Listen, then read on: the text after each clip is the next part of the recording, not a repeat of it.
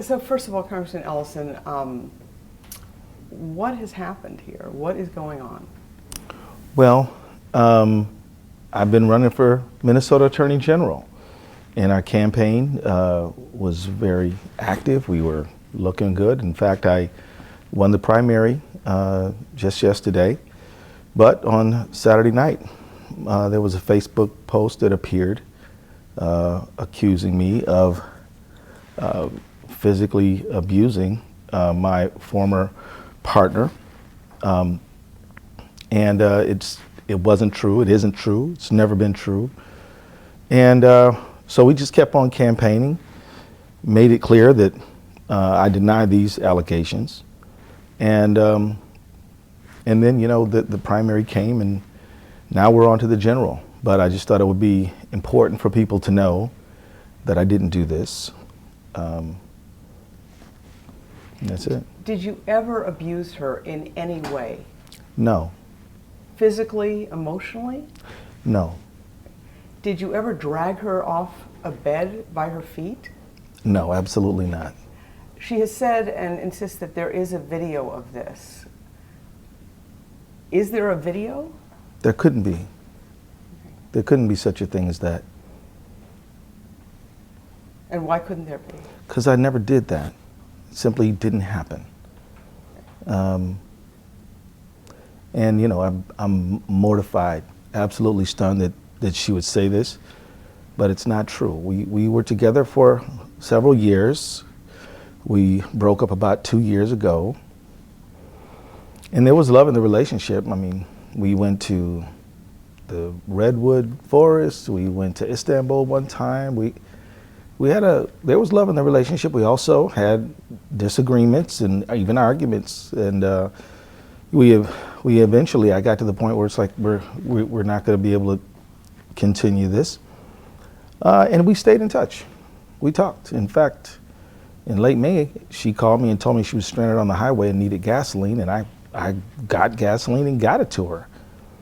So I never thought she would ever say anything like this, and so I'm stunned by it, but all I can tell folks is that it isn't true.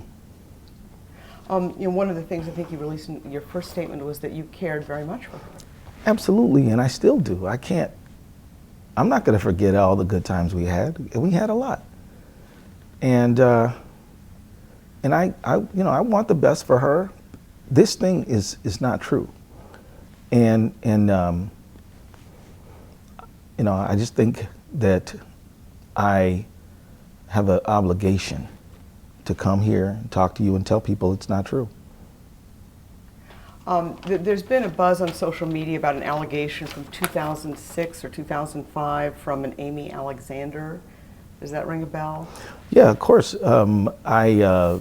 Because she was harassing my staff and me, I brought an order for protection against her that was granted in 2005. And then 2 weeks before the election, she brought a order for protection against me, which was denied.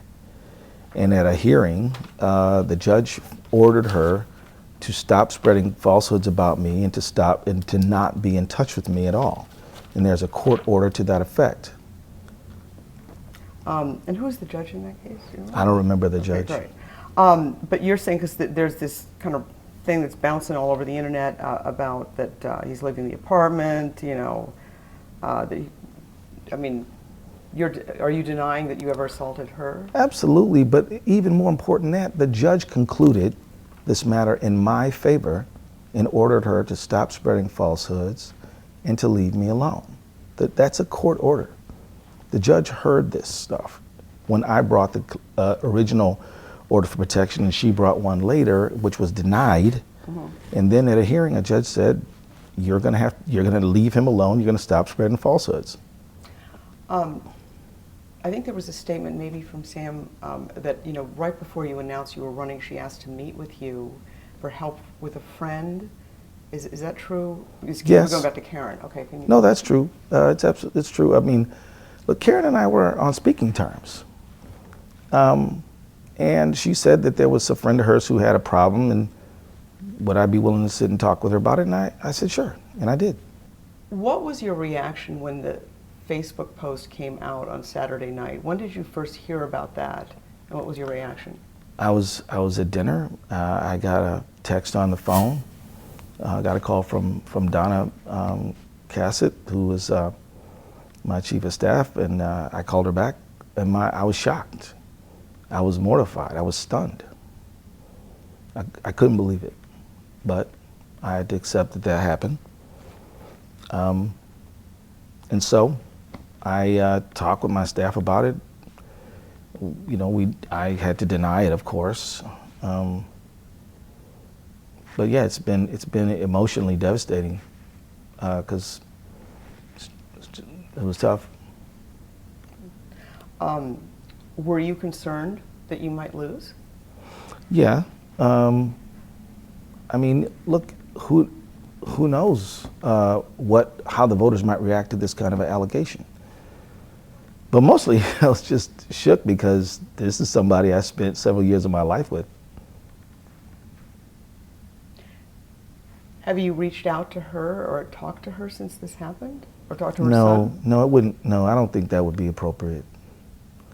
But I do wish her the best. And again, what would you say to voters who are wondering about you? I'd say that I absolutely didn't do this. I'd say that, look, now that we have had a primary, that the issues really do need to focus on who's going to protect Minnesotans from skyrocketing drug prices, who's going to protect Minnesotans' ability to go to get health care. I voted to protect the Affordable Care Act 62 times. Other people in this race have vowed to repeal it. I believe in a woman's right to choose, and I have, you know, other folks in this race don't adhere to that belief. I believe that we have to stand up for the corporate farm law, which protects small farmers, and I will do that. At the end of the day, Esme, I want to pivot away from this controversy into the critical issues that are affecting everybody. That's what it's really all about. But I know Minnesotans want to be able to respect and believe in the people who represent them. So I feel it's important for me to come here and just tell people that I didn't do this, that I'm going to be a fierce advocate for people in their homes and against domestic violence. I abhor it. It's wrong. I understand why people are taking this very seriously. I'm going to be an advocate for people's health care. I'm going to make sure I stand up for people's civil rights. I'm going to make sure that I stand up for small farmers who feel like they're being closed in on. I'm going to be there to protect our air and our water, and of course consumers and workers who have a right to earn the prevailing wage. I'll stand up for them. And that's what it's really all about.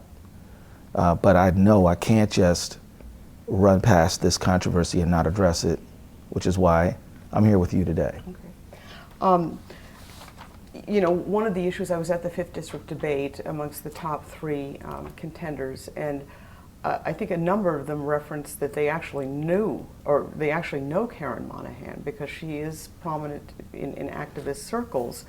And I think that is making it difficult for that small group inside. I think there's a much larger group, obviously, that is familiar with you. What would you say to her right now? Because she's speaking out and continues to speak out on Twitter and social media. I'd say, look, we loved each other. We don't have to destroy each other.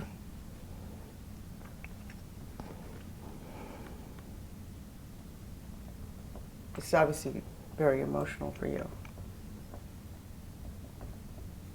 Is that what you think she's trying to do? I don't know. I mean, I don't want to speculate on motive. I don't know. I've asked myself many times why. But I'm not going to try to speculate on motive. Do you still love her?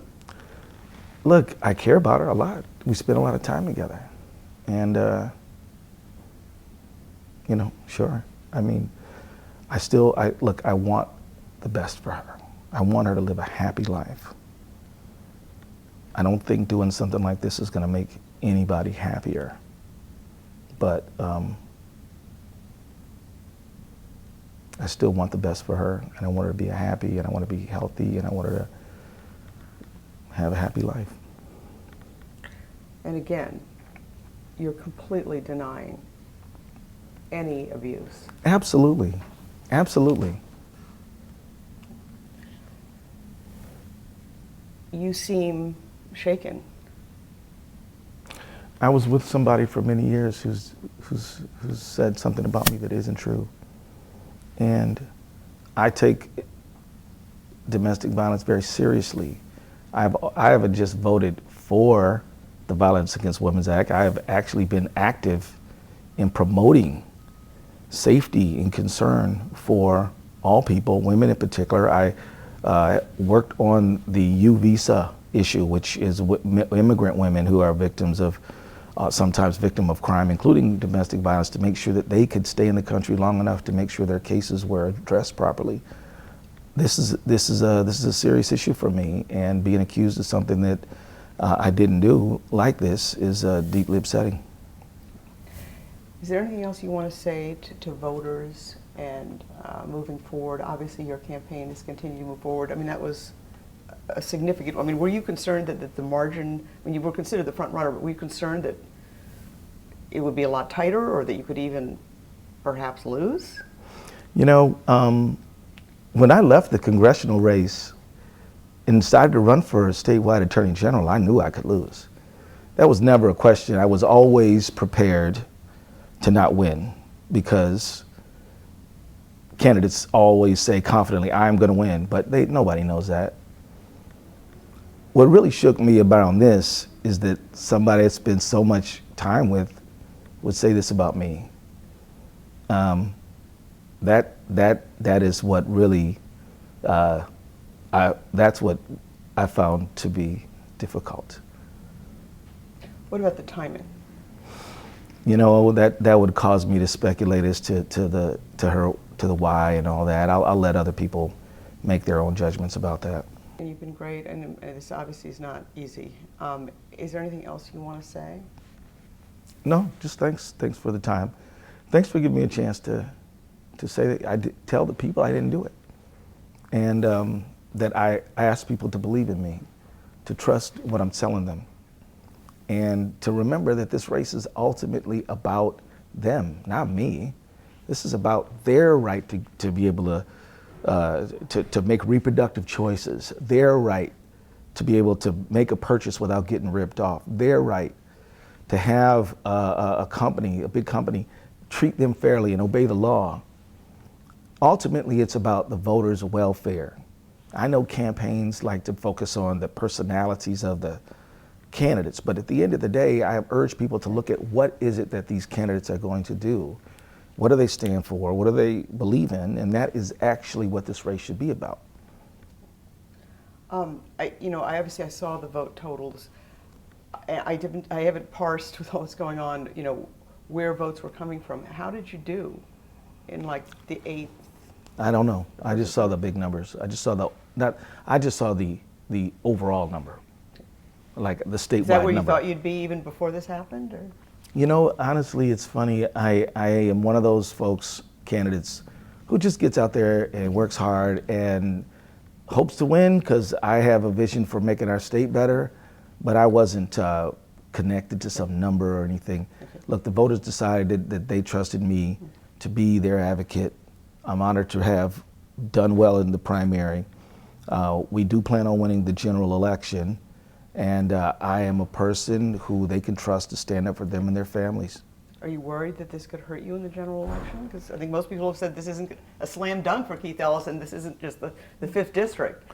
Well, there was a time when people thought the 5th district wasn't gonna be there for me, right? And we stood up, we worked hard, and now, I mean, if I would have just ran for Congress again, there's a lot of people who think that it would be a slam dunk. But I came to the conclusion that people really need somebody to make sure that they can afford the drugs that they depend upon to live. Yeah. And I came to the conclusion that kids being ripped from their parents on the border and and people being denied entry to the country because of their religion and all these kind of things. I just came to the conclusion that I could make a better difference there. So I didn't really make what I would call a political calculation. I made a calculation on how I could serve most effectively, and that's what I did, and I live with that decision. And I still want to serve my fellow Minnesotans, and I believe that they will give me that chance. But I just thought it would be important to come talk to you today and talk about these issues. And Esme, I don't plan on talking about this in the future. I really don't, because I think that coming here and saying to you what I have said is the record. And now I want to talk about the things, I want to talk about Minnesotans' lives. I don't want to talk about my life. I want to talk about how people can afford their drugs, afford their lives, get equal pay. And that is what I've fought for my entire life, and that is what I want to continue to do. Yes, one more question. I mean, how about, you obviously have an enormous following, obviously here, but also nationally. Yeah. Have you heard from people who you are close with politically, people like Senator Sanders, people that you have, Senator Elizabeth Warren, I mean, if people like that reached out to you and said anything? Yeah, I've been in contact with folks. I've been on the phone constantly just telling people that the trust that they developed in me was well placed. And I am the person who they have come to know. And that's what we've been talking about. Okay. Including Senator Sanders? Yeah. Okay. And has he said he's going to continue to back you? Or? Yeah. Okay. Anything else you want to say on this? Or? Just thank you. Okay. Well, Thank sure. you. Well, thank you to you, and thank you to the people of Minnesota.